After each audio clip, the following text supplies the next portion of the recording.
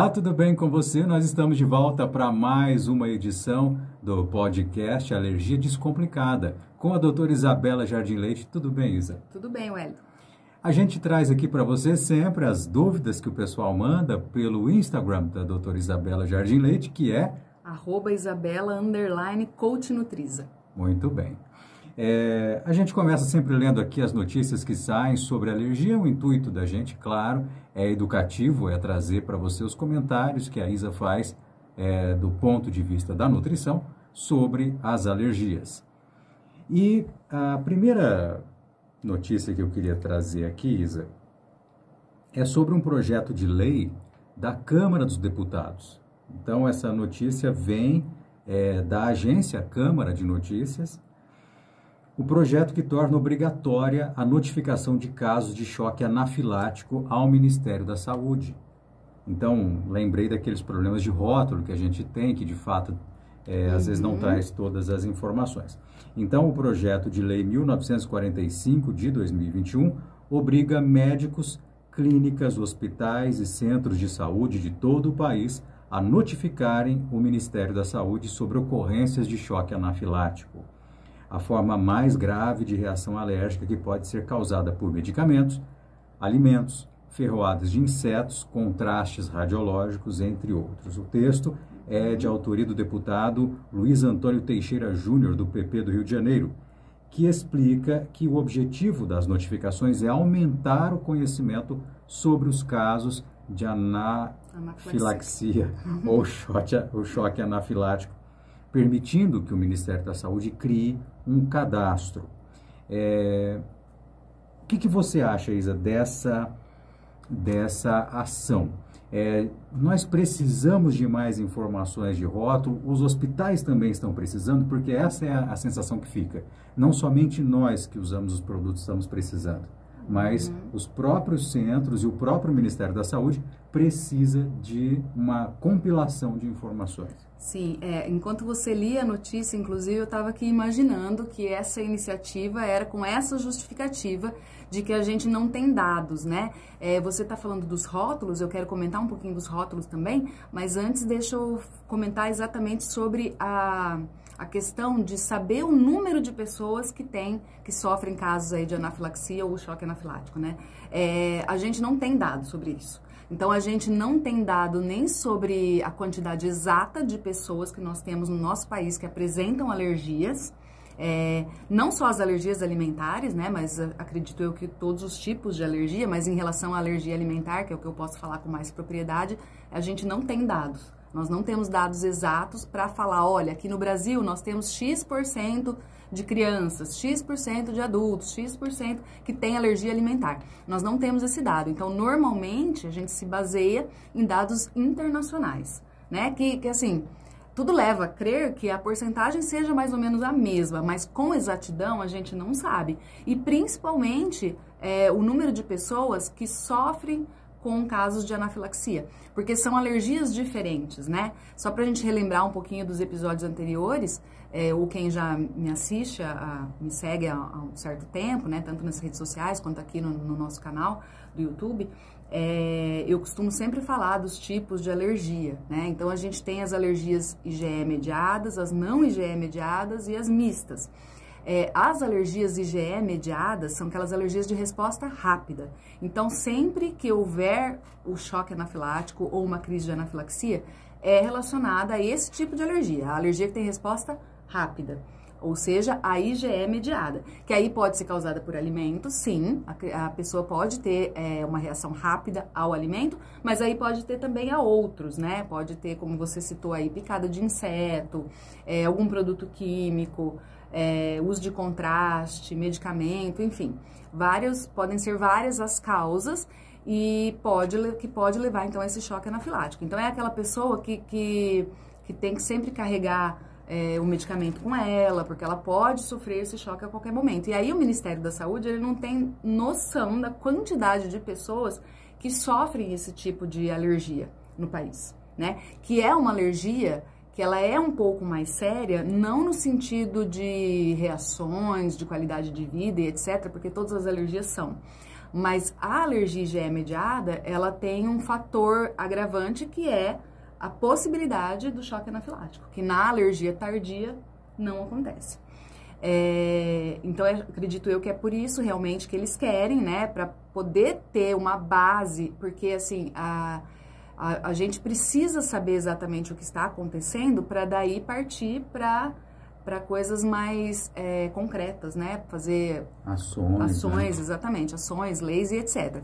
E aí, emendando isso na história do rótulo, eu também acho super importante a gente falar isso, porque com certeza foi por conta de ações assim, dessa forma, não exatamente um estudo, né, ou uma notificação que quantifique exatamente o número de pessoas alérgicas, mas com certeza por causa de ações envolvendo alergias alimentares e etc., é que a gente começou, a partir de 2015, 2016, a exigir a rotulagem dos alimentos, né? Ou seja, o Brasil, na verdade, já tem essa exigência de rótulo de alimentos, com ingredientes, informações nutricionais, data de validade, etc., há mais tempo. Mas um rótulo que fosse específico para quem é alérgico é bem recente.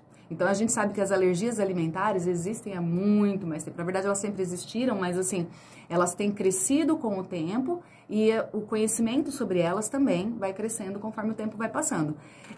Mas vocês imaginem que 2015, 2016 foi ontem, né? E foi a partir dali somente que os rótulos passaram a apresentar informações direcionadas especificamente para alérgicos. Então, antes, o que a gente tinha no rótulo de um alimento? A gente tinha lá os ingredientes, e aí a gente pode pensar, mas pelos ingredientes já dá para eu saber se tem ou não aquele alimento que eu possa ou não consumir. Mas quando a gente falava nos ingredientes, como vinha no rótulo antes, como na verdade ainda vem, né, mas agora tem a mais esse aviso para alérgico, não era obrigatório colocar, por exemplo, se existiam traços do alimento, se foi usado o mesmo maquinário para manipular, porque tem alimento que não tem nada, nem traço, mas que ele compartilha maquinário lá na fabricação e na produção com outros alimentos que passaram por ali, e aí pode acontecer uma contaminação. Então, esses detalhes que são muito importantes para quem é alérgico, para quem tem alergia alimentar, não eram notificados na informação nutricional, aquela tradicional, né? Então lá aparece os ingredientes, vai farinha, vai ovo, vai leite, mas se não vai leite, por exemplo, não estava escrito lá pode conter traços, né? Simplesmente não estava escrito. Outra coisa também que acontecia é que vinha, às vezes, a notificação dos ingredientes com nomenclaturas que a pessoa que é leiga não entendia o que era. Então vinha lá com um nome diferente, né? Por exemplo, tá escrito lá albumina ao invés de estar escrito que tem ovo, né? A albumina é a proteína da clara de ovo. Então tá escrito lá, contém albumina, não sei o que, maltodestrina, não sei o que lá, lecitina de não sei o que. Aí a pessoa que não sabe, ela olhava aquilo e falava, bom, eu não sei o que é isso, então eu acho que não tem, né? Então a pessoa só entendia, por exemplo, que tinha leite ou que tinha derivados de soja, qualquer coisa assim, se tivesse escrito, né? Leite. Tem leite ou não tem leite? Então, a partir de 2015, 2016, através de uma portaria da Anvisa, passou-se a ser obrigatório que tivesse essa informação para alérgicos. Então, além de ter, continua, né, essa informação nutricional com porcentagem de carboidrato, de gordura, calorias, etc., data de validade e tudo mais, e número de lote também a gente já tem há mais tempo, né, número de lote, fabricante. Agora tem também que estar escrito alérgicos pode conter, ou alérgicos contém traços, em letras maiores, né, grifadas em negrito e tal, porque é para chamar bastante atenção, porque hoje entende-se a importância dessa informação no rótulo para as pessoas que são alérgicas, porque como eu também sempre falo aqui para vocês, a alergia ela tem graus de sensibilidade diferentes. Então, existem pessoas que podem sim reagir com o mínimo de traço que tiver naquele alimento. Então, ainda que o alimento não tenha aquele alérgeno, né, aquele alimento que causa alergia como ingrediente básico, vamos dizer assim, daquele alimento, ele pode ter traços. E agora isso tem que vir avisado no rótulo. Inclusive, quem é mãe, pai de alérgico, quem é alérgico, tem o direito de ligar na portaria, na Anvisa, né? Eu vou deixar na descrição o número para onde vocês ligam, para denunciar alimentos que não estejam com essa rotulagem, porque é obrigatório agora. Muito legal. Saíram também aqui duas matérias no UOL sobre intolerância alimentar. Então, uma fala do dia 9 de setembro, falando o que quais são os tipos comuns e o que fazer, né? E eles exploravam aqui o termo hipersensibilidade alimentar para se referir tanto a alergias quanto a intolerâncias. E o que eu achei curioso é que as matérias acabavam se complementando aqui, falando especificamente do aumento de alergia de alergia alimentar no mundo todo, também no UOL. Então, falando aqui dos sintomas, né, desde sintomas gastrointestinais, coceiras na pele, placas vermelhas no corpo, a reações mais graves, como edema da glote, choque anafilático, que podem inclusive matar, falando do quanto nós temos um aumento de casos de intolerância à lactose, que podem dar vários sintomas, enfim, né, as reações do sistema imunológico sendo cada vez mais percebidas pelos médicos, né? Como é que você entende isso, especialmente quando a gente pensa, por exemplo, no SUS, né? Que as pessoas têm um pouco mais, um sistema de atendimento um pouco mais espaçado, né? Às vezes as pessoas demoram, às vezes não tem um especialista que atende pelo SUS disponível. Como é que você percebe as mães que você tem contato, enfim? Como é que você vê isso? Então, eu acho bem importante essa sua observação, relacionando, acho que não só com o SUS, mas eu acho que até no particular, né? Normalmente a gente vê o médico que acompanha a criança uma vez por mês, no máximo, né? Uma vez por mês, uma vez a cada 2 meses. E no dia a dia, especialmente quando se trata de bebê com alergia e mães que estão ali desesperadas com o sofrimento desse bebê, ver o médico uma vez por mês, uma vez a cada 2 meses é muito pouco. Porque nesse decorrer de tempo vão aparecer muitas dúvidas em relação à alimentação, em relação ao que pode, o que não pode, quanto tempo vai demorar para parar de ter reação. Às vezes aparece uma reação nova e aí a mãe já fica desesperada. Então, eu acho que é pouco. É necessário para que a mãe se sinta segura, principalmente quando é uma mãe de primeira viagem, um bebê recém-nascido, ou uma mãe que acabou de descobrir, acabou de receber, né, o diagnóstico de alergia do filho, que ela tivesse um acompanhamento mais próximo. Diário seria o ideal, né? Mas que pelo menos fosse semanal no primeiro mês, depois vai espaçando, né? Enfim, precisa realmente pegar na mão dessas mães e ensinar a elas mais detalhadamente como que elas devem proceder. E até porque, isso eu posso falar não só como uma pessoa que lida com alergia alimentar e como alérgica, que eu também sou, mas como mãe, principalmente como mãe. A gente como mãe, a gente fica muito insegura com as coisas que acontecem com o filho, principalmente quando é o primeiro, quando a gente é mãe de primeira viagem. Então, a gente já tem várias inseguranças que acompanham a situação por si só, não precisa ter alergia alimentar, né? A criança pode ser um bebê saudável, sem nenhum tipo de alergia, sem nenhum tipo de problema, que qualquer coisa que a gente ainda não sabe se é normal ou não, porque a gente também está aprendendo, né? Ao mesmo tempo que o bebê está aprendendo, a gente está aprendendo a ser mãe, quando tem o primeiro filho, a gente fica muito insegura, né? Ai, será que esse choro é normal? Será que não é? Será que essa cólica é normal? Porque a gente sabe que é normal a criança ter cólica, a criança chorar, né? A criança tem alterações na consistência do cocô, às vezes tem um pouquinho de refluxo, existe um grau que é considerado normal. Então, quando a gente não sabe, quando a gente é mãe de primeira viagem especialmente, a gente fica muito inseguro, porque você não sabe direito o que é normal e o que não é. Aí vocês imaginem isso numa criança que, além de tudo, tem alergia alimentar, que vai ter mais reações, que vai, de repente, apresentar um cocô com muco, com sangue, a mãe vê aquele sangue na fralda, já se desespera, fica cheia de dúvidas, cheia de insegurança, enfim. Então, eu acredito que precisaria realmente se pensar numa forma de acompanhar mais de perto essas mães, né? Mas tem uma outra coisa que eu queria falar que eu também acho muito importante, é que assim, a matéria fala de hipersensibilidade e fala de intolerância e alergia meio que ao mesmo tempo.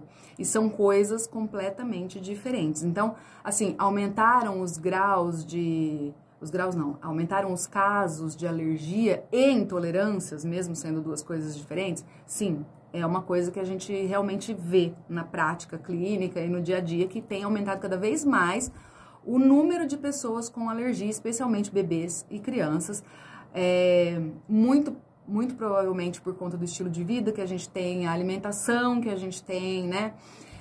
Muitas vezes as mulheres, né, a maioria de nós mulheres, deixando um pouco cozinhando cada vez menos em casa por conta de trabalho e outras coisas, ou até mesmo porque faz parte da nossa cultura mais moderna e a gente acaba lançando mão mais vezes do industrializado, do artificial, enfim. Então, isso tudo contribui, aí soma-se a isso genética, clima, exposição precoce da criança ao alimento e por aí vai. Mas é importante a gente entender que alergia e intolerância são coisas completamente diferentes. Então, a intolerância, ela está relacionada com o processo digestivo. Então, uma pessoa que apresenta, por exemplo, intolerância à lactose, ela tem um problema na digestão da lactose. A gente tem uma enzima que se chama lactase, que é responsável por digerir a lactose, que é o açúcar do leite, e não a proteína. Né? O que causa a alergia é a proteína do leite, não o açúcar. A lactose, ela é o açúcar do leite. Então, a gente inclusive, normal, natural, faz parte, né, do nosso processo natural de envelhecimento, a gente diminuindo a produção dessa enzima. E então, algumas pessoas têm mais precocemente essa diminuição, ou às vezes tem realmente uma deficiência e aí é intolerante à lactose. Ou então, pode acontecer também que o seu organismo até dá conta do recado de fabricar essa enzima, mas você consome tanto alimento que tem lactose que chega uma hora que ele não dá conta, mesmo produzindo a enzima, né, a lactase. Mas quando se trata de um processo digestivo, é mais fácil de você lidar com os sintomas. Por quê? Porque nesse caso, a pessoa pode, por exemplo, trocar um leite que tem lactose por um leite sem lactose, e aí já vai melhorar os sintomas. Ela pode usar a enzima, então às vezes, né, dependendo do médico, né, do gastro que está acompanhando, ele prescreve a enzima, a pessoa ou manda manipular, compra na farmácia, enfim, toma a enzima antes e aí toma depois o alimento que tem lactose, também resolve o problema na maioria das vezes. E quem tem intolerância, ela normalmente, como não é uma resposta tão intensa, né, como pode ser a alergia, ela costuma ter um grau de tolerância, apesar de ter intolerância.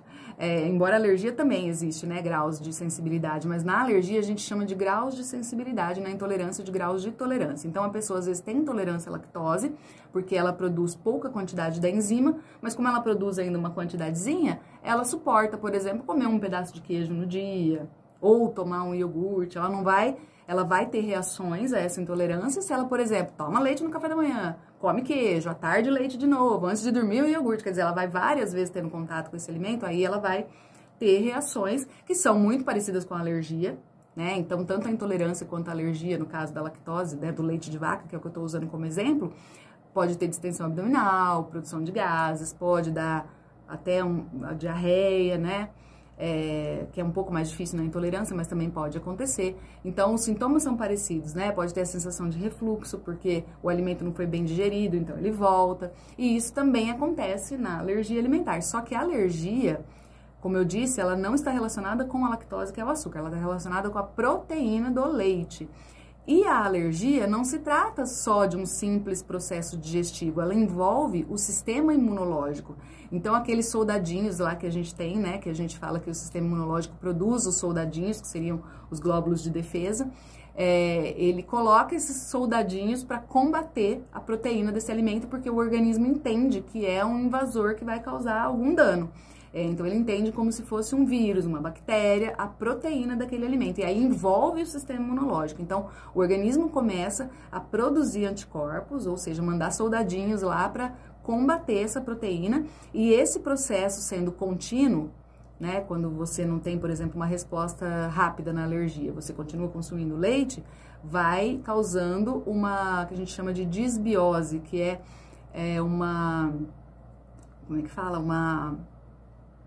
Esqueci a palavra. uma alteração no intestino. Então, a gente chama de disbiose essa alteração que pode acontecer. Então, vai alterar a mucosa intestinal, pode causar inflamação intestinal, e aí começam a aparecer as reações. Mas nesse caso, como não está relacionado com o sistema digestivo, você não vai resolver o problema usando, por exemplo, um leite zero lactose ou usando a enzima. Você pode até diminuir as reações, né? Ou pelo menos a sensação ruim, porque você melhorando a digestão, obviamente, você melhora também a aceitação do seu organismo dessa proteína, mas não resolve o problema da alergia, porque a alergia é diferente de intolerância alimentar. Essa história agora, né, de usar o leite sem lactose, o que é exatamente o leite sem lactose e por que as pessoas tendem a achar que só de consumir ele é mais caro? Resolveria, por exemplo, uma alergia? Quer dizer, não há um esclarecimento, não. Enfim, como é que isso funciona na cabeça das pessoas? Então, infelizmente, a gente vê até alguns profissionais da saúde que fazem essa confusão, né? Então, as pessoas confundem porque as pessoas leigas, né, não sabem que a lactose é o açúcar, não é a proteína. E existe uma propaganda, né, por conta desse aumento. Existe uma propaganda de leite sem lactose, tal coisa zero lactose, consuma sem lactose. Porque se a gente for pensar, há uns anos atrás, há um tempo atrás, não era tão fácil de achar leite zero lactose. Hoje a gente acha em qualquer mercadinho, né? Às vezes de mais de uma marca, mais de um tipo, mais de um valor. Só que eles são realmente um pouquinho mais caros, porque todo leite que sofre uma modificação, seja ela pequena ou grande, ele vai ser um pouco mais caro. No caso do leite sem lactose, na verdade não é que ele foi retirada a lactose, eles costumam fazer um processo que ela vira uma lactose pré-digerida, vamos dizer assim, quer dizer que seu organismo não vai ter que digerir, ela já veio pronta para ser absorvida pelo corpo. Então, por isso, não vai exigir do seu sistema digestivo. Então vai funcionar para quem é intolerante, mas para quem tem alergia não vai funcionar nada, porque no caso do zero lactose, eles tiraram, né, eles pré-digeriram, no caso, a lactose, o açúcar, mas a proteína do leite continua lá intacta, e é ela que causa a alergia e não o açúcar. Legal. Tem uma segunda parte dessa última matéria que eu li, falando das alergias mais comuns em crianças e em adultos. Então, normalmente crianças, segundo aqui o profissional que foi consultado, há mais relatos de alergia de leite de vaca, ovos, trigo e peixe em crianças. E nos adultos, frutos do mar, amendoim e oleaginosas. E aí eu aproveitei aqui e vi outras matérias sobre alergia, falando da questão do tempo, que também atinge mais adultos, pelo que eu entendi das matérias aqui. Uma matéria falando sobre alergias da primavera, por causa de pólen e não sei o quê, num jornal da Nova Zelândia falando disso, e no jornal parafarmacêutico, se chama Panorama Farmacêutico, falando sobre o aumento de crises alérgicas por causa do tempo seco. Né? E aí falando que a rinite compromete cerca de 26% das crianças, 30% dos adolescentes. Né? E aí entra poeira, entra pelos de animais domésticos, pólen de flores e tudo mais. Como que as pessoas podem reagir, né, não imunologicamente, excluindo esse tipo de alérgicos, né? Tem alguma relação com alimentos? Isso é uma coisa difícil de perceber, ou não tem nada a ver? Como que as pessoas vão lidando com essa alergia? Então, em relação a ter uma relação com os alimentos, pode existir sim. E acredito eu que seja a maioria dos casos. Porque é claro que a pessoa, ela pode, por exemplo, apresentar uma rinite alérgica e não ter mais nenhum outro tipo de alergia. E a gente costuma, né, associar as alergias alimentares com alergias, ou melhor, com reações que sejam do sistema gastrointestinal. Né? Até porque dificilmente uma alergia que esteja diretamente relacionada ao alimento vai aparecer sem ter nenhuma alteração gastrointestinal. Então, normalmente acontece assim. Por exemplo, você pode ter uma reação na pele, bem importante por conta de um alimento, mas tem um pouquinho também de distensão. Não precisa ser uma coisa muito importante no trato gastrointestinal, mas normalmente vem acompanhada. Mas quando eu digo normalmente, eu quero dizer que é a maioria, não significa que é regra, não significa que são todos, porque pode acontecer sim da pessoa apresentar alergias respiratórias e de pele que estejam relacionadas com o alimento. Então, o que pode acontecer? Ela pode estar diretamente relacionada, e aí na maioria dos casos vai acontecer como eu disse, vai apresentar, por exemplo, uma alteração na pele ou respiratória, junto com algum sintoma gastrointestinal, mas ela pode estar relacionada também indiretamente, porque a gente já sabe, né, acabei de comentar isso agora respondendo a pergunta anterior, que a alergia está relacionada com o sistema imunológico. O nosso sistema imunológico, entre outras formas de se fortalecer, uma delas, a principal delas, é através da alimentação, que é através dos nutrientes e etc. que a gente consome, que a gente vai melhorar ou não a nossa resposta imunológica. Então, pensando que a alergia está relacionada com o sistema imunológico, sim, a alimentação pode influenciar. Ela pode não influenciar diretamente, né? Eu quero até aproveitar e falar da minha história pessoal aqui, porque eu acho que encaixa muito nisso. Eu tenho dermatite atópica.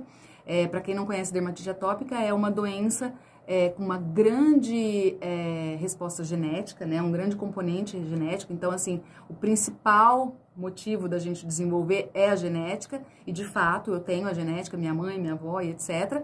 Mas o gene causador da atopia que a gente fala, né, ou o gene atópico, ele não está relacionado só com a dermatite atópica, ele está relacionado com dermatite atópica, asma, bronquite, rinite alérgica e outros problemas respiratórios. Então, quando a gente pensa na dermatite atópica, você fala assim, mas o seu problema é na pele, não tem nada a ver. Mas o meu filho, por exemplo, ele tinha asma, o meu filho caçula, por causa do mesmo gene. Então, é o mesmo pai, vamos dizer assim. E hoje em dia, mais modernamente, né, mais recente, os estudos mais recentes demonstram claramente que a alimentação pode melhorar ou diminuir os quadros relacionados a esse gene. Então, não é porque eu tenho uma alergia ao leite de vaca, por exemplo, que eu desenvolvi a dermatite atópica. A dermatite atópica está relacionada com o fato de eu carregar esse gene.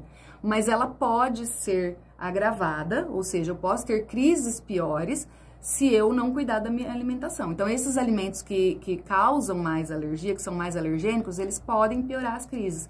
Por quê? Porque esses alimentos, eles são alimentos inflamatórios, são alimentos que são mais difíceis de ser digeridos, independente de você ter alergia ou não. E aí, se você já tem um problema que envolve o seu sistema imunológico, ainda que não esteja diretamente relacionado com a comida, se você abusar desses alimentos, então talvez você nem precise excluir totalmente da sua dieta como uma pessoa que tem uma alergia diretamente ligada a um determinado alimento, mas você diminuir esses alimentos, o consumo desse alimento, pode diminuir bastante as crises de dermatite atópica, de rinite alérgica, de bronquite e por aí vai. Então, mesmo que não esteja diretamente ligado, pensar na alimentação. E uma outra coisa também é pensar no sistema imunológico de uma forma geral, né? Tem outros fatores que contribuem para o sistema imunológico. Então, quando a gente pensa, por exemplo, no tempo seco, você tentar minimizar o tempo seco colocando uma toalha úmida no ambiente, umidificador, soro no nariz.